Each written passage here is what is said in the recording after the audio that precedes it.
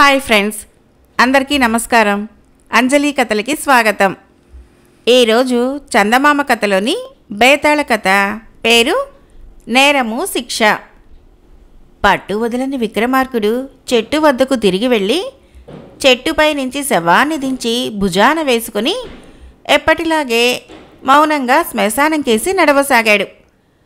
అప్పుడు శవంలోని బేతాళుడు, రాజా, భీతి గొలిపే ఈ శ్మశానంలో ఇంత అర్ధరాత్రి వేళ ఎన్నో శ్రమలకు గురైతూ కూడా పట్టు వీడని నీ మనోనిబ్బరము అనితర సాధ్యమే కాదనను. అయితే ఇన్ని శ్రమలకు వచ్చి నువ్వు సాధించదలిచిన కార్యం ఏమై ఉంటున్నది? నాకు అంతు చిక్కడం లేదు. అయితే కొందరు తమకు గల అమానుష అలౌకిక శక్తుల ద్వారా దేనినైనా సాధించగలమని చెప్పుకుంటారు. వాటిలో ఉన్న సత్యాసత్యాల మాట అటుంచి అలాంటి వారెవరైనా నిన్నేదో అసాధ్యమైన పనికి పురిగొల్పారా అన్న అనుమానం కలుగుతున్నది. అది నిజమైతే నీ శ్రమంతా వృధా. చివరకు ఏదో సాధించానన్న భ్రమతో తృప్తిపడవలసి ఉంటుంది. ఇందుకు ఉదాహరణగా చంద్రసేనుడు అనే రాజు కథ చెబుతాను, శ్రమ తెలియకుండా విను అంటూ ఇలా చెప్పసాగాడు. ద్విచక్రపురాన్ని పాలించే చంద్రసేనుడు అనే రాజు వేటకు అరణ్యానికి వెళ్ళాడు. అక్కడ దారి తప్పి అలసటతో దాహంతో అటూ ఇటూ తిరుగుతూ ఉండగా ఆశ్రమం ఒకటి కనపడింది. అందులో ప్రదీపుడు అనే ముని ఉన్నాడు. ఆయన రాజుని ఆదరించి దప్పిక తీర్చి ఆశ్రయం ఇచ్చాడు. నేను చంద్రసేనుడు అనే రాజును. తమరెవరు? ఈ అరణ్యంలో ఎంతకాలంగా ఉంటున్నారు అని అడిగాడు చంద్రసేనుడు కుతూహలంగా. ఒకానొకప్పుడు నేను రాజునే. నా పేరు ప్రదీపుడు.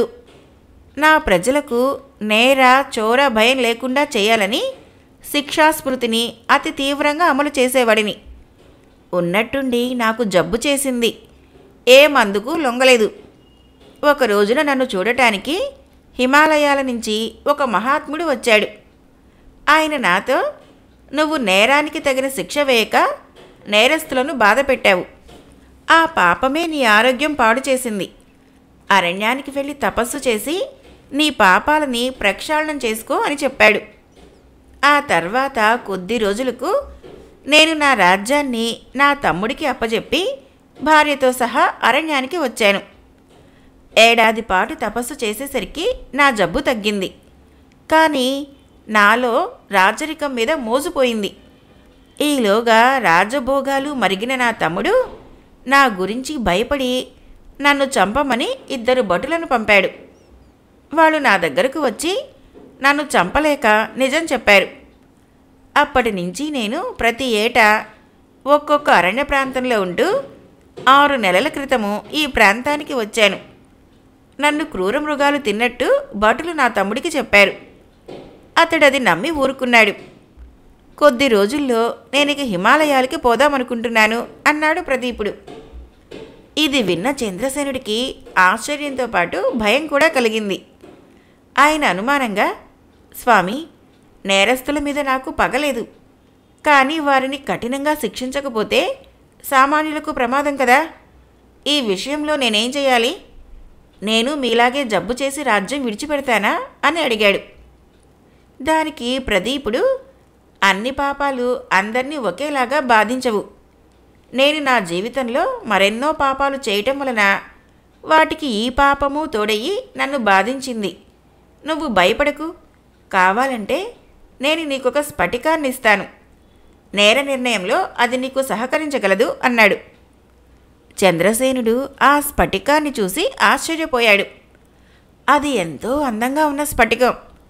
దాన్ని అరచేతిలో ఉంచుకొని న్యాయ నిర్ణయం వినిపిస్తే అది నేరానికి తగిన శిక్ష అయితే వెంటనే పసుపు రంగులోకి మారుతుంది.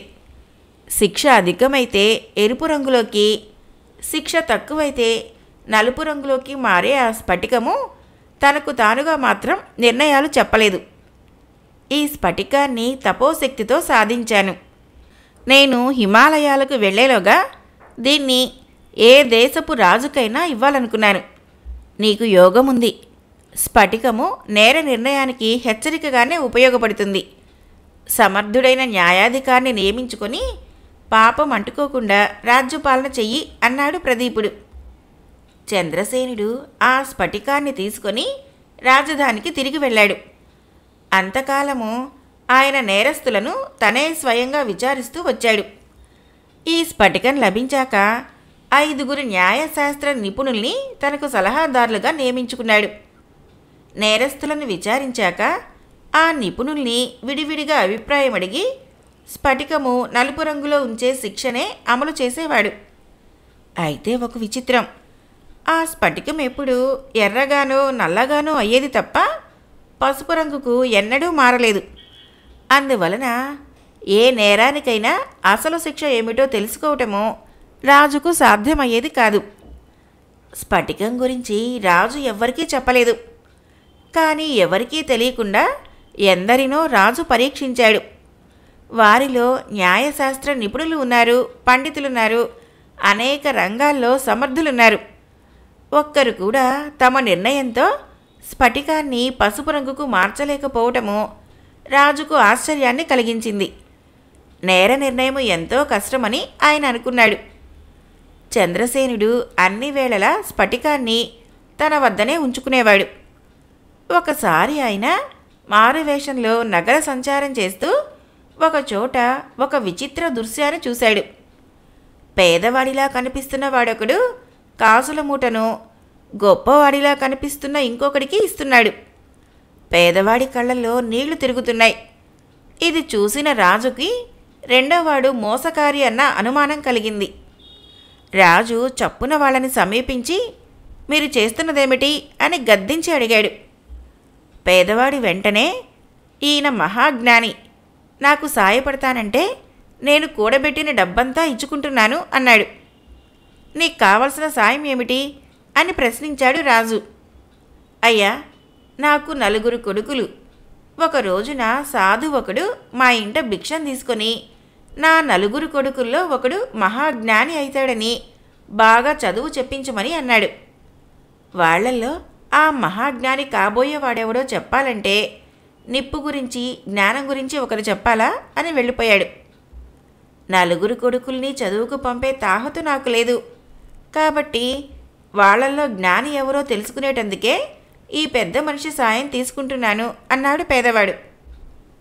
రాజు మోసగాడి చేత డబ్బు పేదవాడికి తిరిగి ఇప్పించి, పద నేను నీకు సాయపడతాను అన్నాడు. ఇద్దరూ అక్కడికి దగ్గరనే ఉన్న పేదవాడి గుడిసెకు వెళ్ళారు. అప్పుడక్కడ పెద్ద గొడవ జరుగుతున్నది. పేదవాడి కొడుకులు 4 కలిసి మట్టితో ఒక బొమ్మ చేసి దానికి రంగులు పూసి అందంగా తయారు చేశారు. ఆ బొమ్మను సంతలో అమ్మితే మంచి ధర పలుకుతుందని చాలామంది అన్నారు. ఈలోగా పొరుగింటి చంద్రుడు అనేవాడు వచ్చి కావాలని ఆ బొమ్మను విరగ్గొట్టి వెళ్ళాడు. 4 అన్నదమ్ములు వాడిని తరిమి పట్టుకొని ఇంటికి తీసుకువచ్చారు. ఇప్పుడు వాడిని ఎలా శిక్షించాలి అనేది గొడవ. ఇది చాలా మంచి అవకాశమని రాజుకు తోచింది. సాధువు చెప్పాడు కాబట్టి 4 అన్నదమ్ముల్లోనూ ఒకడు తప్పకుండా జ్ఞాని అయి ఉండాలి. వాళ్ళు ఇప్పుడు ఇచ్చే తీర్పులు వింటే ఆ విషయం రూఢి అవుతుంది. చంద్రసేనుడు చప్పున స్ఫటికాన్ని తన అరచేతిలోకి తీసుకొని గుప్పెట మూసి పేదవాడి పెద్ద కొడుకును తీర్పు చెప్పమన్నాడు. 100 కొరడా దెబ్బలు అన్నాడు వాడు. రాజు చూసుకుంటే స్ఫటికం ఎర్రగా మారింది. అప్పుడు రాజు మిగతా వాళ్ళను అడిగాడు. వాడికున్న బొమ్మలన్నీ బద్దలు కొట్టాలి అన్నాడు రెండోవాడు. అప్పుడు స్ఫటికం ఎర్రగా మారింది. వాడి చేత ఇలాంటి బొమ్మనే చేయించి అప్పుడు దాన్ని విరగ్గొట్టాలి అన్నాడు మూడోవాడు. వెంటనే స్ఫటికము నలుపు రంగుకు మారింది. వాడికి శిక్ష వేస్తే మాత్రం మా బొమ్మ మాకు తిరిగి వస్తుందా?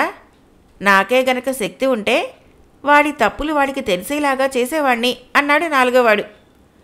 ఆశ్చర్యంగా రాజు అరచేతిలోని స్ఫటికము పసుపు రంగుకు మారింది.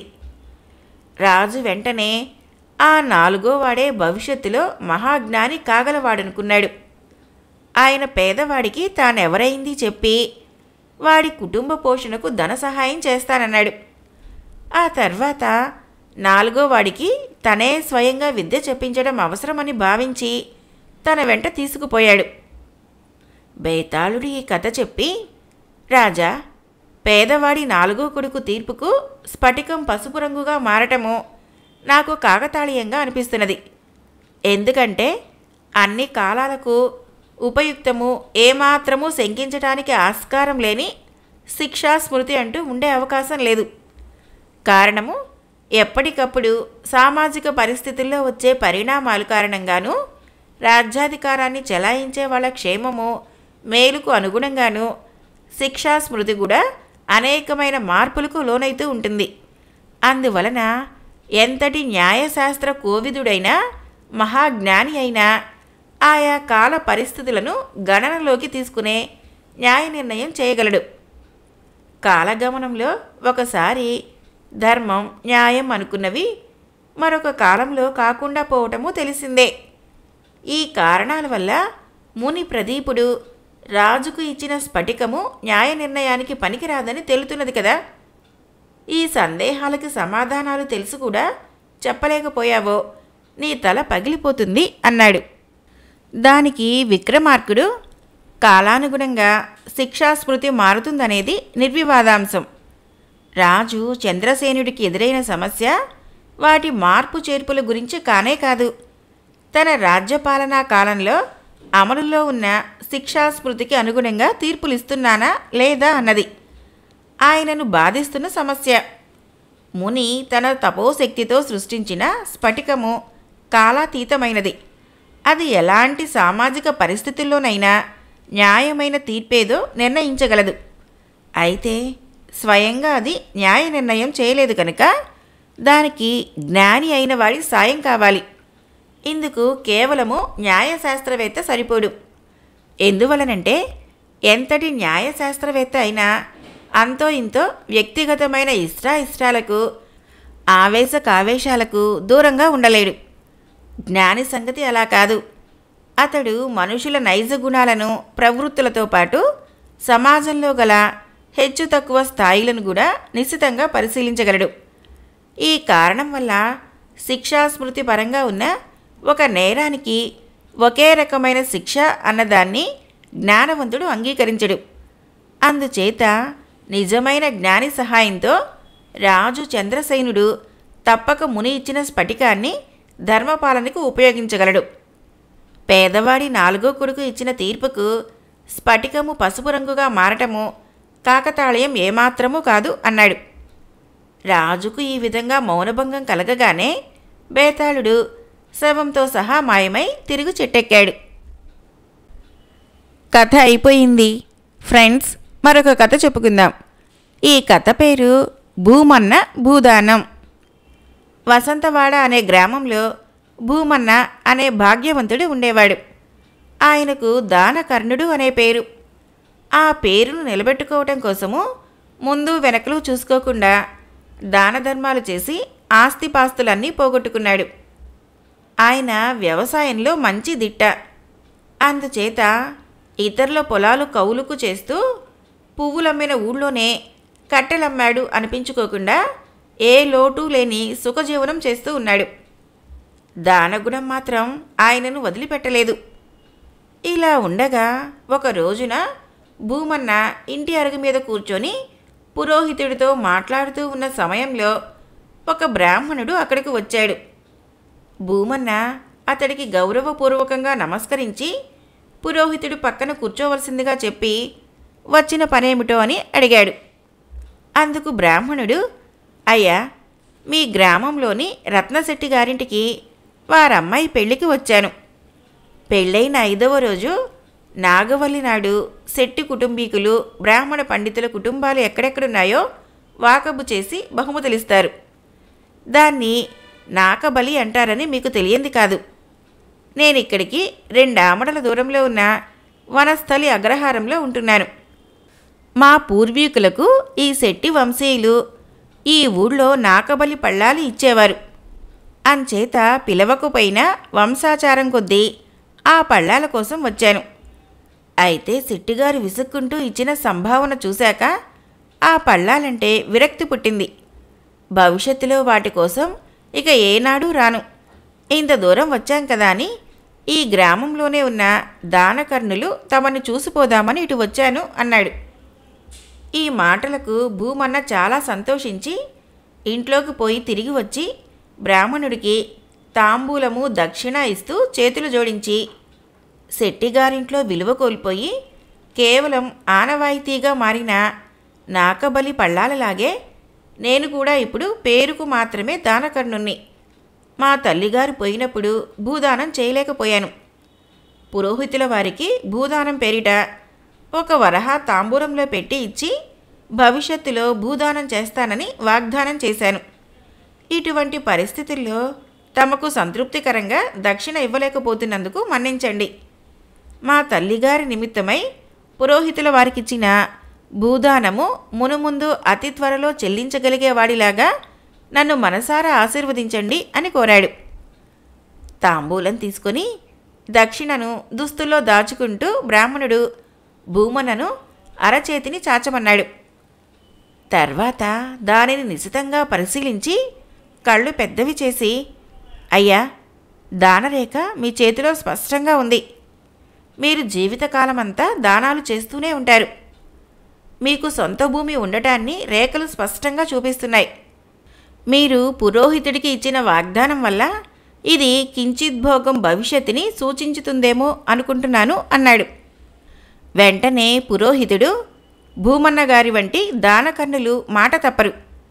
అందుచేత ఆయన భూమిని సంపాదించి నాకిచ్చినా ఆశ్చర్యపోనక్కరలేదు. కానీ ఆ భూమిని నేను స్వీకరిస్తే యాచక వృత్తికే కళంకం తెచ్చిన వాణ్ణైతాను అన్నాడు. ఆ తర్వాత కొంతకాలం గడిచింది. వసంతవాడను ఆనుకొని ప్రవహించే నదికి ఆనకట్ట కట్టారు. అందుచేత నదిలోని నీటిని చిన్న చిన్న కాలువల్లోకి వెళ్లేలా చేశారు. ఆ కారణంగా నది నీటి మట్టం తగ్గి నదిలో అక్కడక్కడ మట్టి దిబ్బలు లేచాయి. అవి ఒకప్పుడు సాగులంక భూములు. వరదల వల్ల నదిలో నీటి మట్టం పెరిగి మునిగిపోయాయి. ఒకనాడు గ్రామకరణము భూమన్న ఇంటికి వచ్చి, భూమన్న గారు, అదృష్టం అంటే మీదే. నదిలో తేలిన సాగులంక దిబ్బలన్నీ మా దగ్గరున్న లెక్కల ప్రకారం కొలిచి ఏవి ఎవరికి చెందినవో గుర్తించాం. మా దగ్గరున్న ఆధారాల ఆధారంగా మీ పూర్వీకుల కాలం నాడు నదిలో మునిగిపోయిన 10 ఎకరాల భూమి ఇప్పుడు మీకు చెందుతుంది అని చెప్పాడు. ఇది విని భూమన్న తిరిగి తనకు పట్టిన భాగ్యానికి ఆనందం పట్టలేకపోయాడు. కరణానికి మర్యాద చేసి కూర్చోబెట్టి పురోహితుడికి కబురు పంపాడు. పురోహితుడు వచ్చాడు. అప్పుడు భూమన్న కరణంతో, కరణం గారు, నేను మా తల్లి పోయినప్పుడు వీరికి భూదానం చేస్తానని వాగ్దానం చేశాను. చనిపోయేలాగా నెరవేర్చగలనా అని బెంబేలు పడుతున్నాను. కించిద్భోగం భవిష్యత్తు లాంటి ఈ భూమిని నా సొంతానికి ఉంచుకోను. దయచేసి మా పురోహితుల వారి పేరున రాయండి అన్నాడు. భూమన్న చేస్తున్న దానానికి పురోహితుడు కళవెళపడ్డాడు. ఆయనకు గతంలో పొరుగురి బ్రాహ్మణుడి ఎదుట అన్న మాటలు గుర్తుకు వచ్చాయి. ఇప్పుడు తను భూమన్న దానాన్ని నిరాకరిస్తే ఆయన బాధపడతాడు. అందుచేత పురోహితుడు దానిని గురించి బాగా ఆలోచించి, ఈ భూదానంతో పాటు మరొక దానాన్ని భూమన్న గారు ఇస్తేనే నేను ఈ భూదానాన్ని స్వీకరిస్తాను అన్నాడు. ఈ మాటలకి కరణంతో పాటు భూమన్న కూడా ఆశ్చర్యపోయాడు. చివరికాయన చిరునవ్వుతో, అదేదో చెప్పండి అన్నాడు. పురోహితుడు కరణం కేసి తల తిప్పి, ఈ భూమన్న గారు దానంలోనే కాదు వ్యవసాయంలోనూ తనకు తానే సాటి అన్న సంగతి వాడవాడలా తెలిసిందే. ఈయన భూదానంతో పాటు నాకు శ్రమదానం కూడా ఇవ్వాలి. మహానదులు ప్రకృతి వైపరీత్యాల వల్ల పొంగి విజృంభించినప్పుడు కొండలే అడ్డు కాదు, మానవ నిర్మితాలైన ఆనకట్టలు ఏపాటి? అందువల్ల ఈనాడు నీట తేలిన భూమి రేపు తిరిగి నీట మునగవచ్చు అంటూ ఆగాడు. ఇది విని భూమన్న పురోహితుడికేసి ఆశ్చర్యంగా చూశాడు. కరణము ఏదో అర్థమైన వాడిలాగా తల ఊపి, ఆ మాట నిజమే, ఆ శ్రమదానం సంగతేమిటో చెప్పండి అని అడిగాడు. పురోహితుడు వినయంగా ఒకసారి భూమన్నకేసి తల వంచి కరణంతో, తమ దానగుణంతో భూమన్న గారు దేహి అన్నవారిని కరుణిస్తే గంగామాత భూమన్న వారిని కరుణించింది. అందువలన వారి పూర్వీకులదైన ఆ భూమిని చెరుపుతూ రాతకోతలేమీ చేయకండి. అప్పుడు భూమన్న గారు ఆ భూమిని నాకు దానం ఇస్తామన్నారు కనుక దానితో పాటు అందులో వ్యవసాయం చేసే శ్రమను కూడా దానం చేసి నాకు మాత్రం ప్రతిఫలంగా వచ్చే పంటలో 4వ వంతు దానం చేయమనండి అన్నాడు. కరణము పురోహితుడి కేసు మెచ్చుకుంటున్నట్లు చూసి భూమన్నతో, ఏమంటారు భూమన్న గారు అన్నాడు. మా పురోహితుడు చెప్పిన దాన్ని నేను ఎలా కాదనగలను, అలాగే అన్నాడు భూమన్న తృప్తిగా. ఆ తర్వాత ఆయన పురోహితుడికి సాధ్యమైనంత ఎక్కువ ఇవ్వాలన్న పట్టుదలతో కష్టించి పనిచేసి ఉన్నంతలో తన దానగుణానికి ఏమాత్రమూ లోటు రాకుండా సంతోషంగా జీవించసాగాడు. కథ అయిపోయింది. ఫ్రెండ్స్, నా కథలు నచ్చినట్లయితే మన ఛానల్ని తప్పకుండా సబ్స్క్రైబ్ చేయండి, లైక్ చేయండి, షేర్ చేయండి, కామెంట్ చేయండి. Thank you.